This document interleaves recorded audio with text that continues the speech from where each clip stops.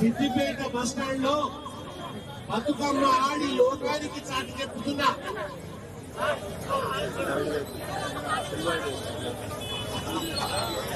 తల్లులకు అక్కలకు అందరికీ నమస్కారం. ఇవాళ ఈ దుర్మార్గపు ముఖ్యమంత్రి మన ఆత్మ మీద దాడి చేస్తున్నాడు.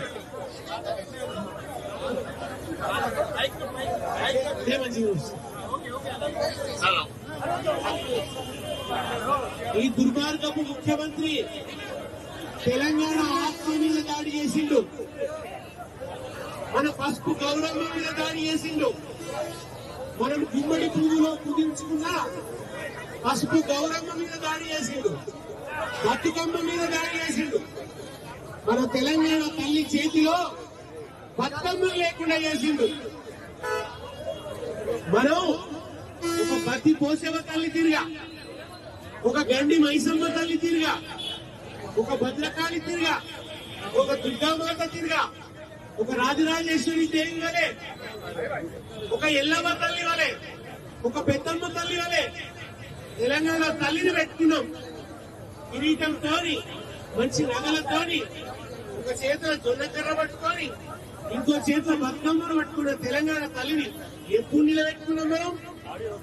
ఈ రేవంత్ రెడ్డి ఆయన చంద్రబాబు నాయుడు పాదాల దగ్గర ఉన్నప్పుడు, తెలంగాణ ఉద్యమంలోకి ఆయన రానప్పుడు, తెలంగాణ ఉద్యమాన్ని నిలబెట్టినందుకు మనం తెలంగాణ తల్లిని పుట్టించుకున్నాం, తెలంగాణ తల్లిని సృష్టించుకున్నాం.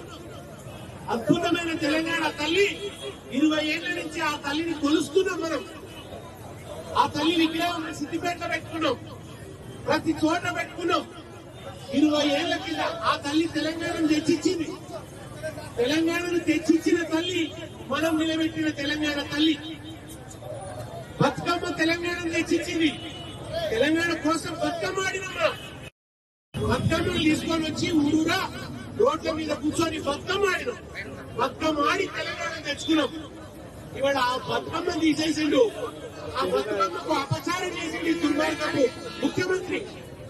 ఇవాళ అందరం దండం పెడదాం. బతుకమ్మ తల్లి, నీకు జరిగిన అపచారాన్ని చూసి మాకు దుఃఖం వస్తున్నది, మాకు కన్నీళ్లు వస్తున్నాయి, మాకు ఆవేశం వస్తున్నది.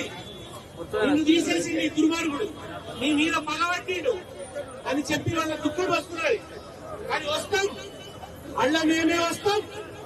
5 ఏళ్ల తర్వాత మళ్ళా ఎగిరేది గులాబీ జెండానే సెక్రటేరియట్ మీద మళ్ళా గులాబీ జెండా ఎగిరేసి తెలంగాణ తల్లి ఎట్లుండు అంటే నిలబెట్టుకుంటాం. మళ్ళా బతుకమ్మను తెలంగాణ తల్లి చేత పెడతాం. మమ్మల్ని బతుకమ్మని ఎడబాపుతావా? తెలంగాణ తల్లి నుంచి బతుకమ్మని ఎడబాపుతావా? నువ్వు ఎడబాపితే చేతులు పట్టుకొని కోసం నీ అంతు చూస్తాం అని చెప్పడం కోసమే ఇవాళ ఇంతమంది నీ బస్ స్టాండ్ దగ్గర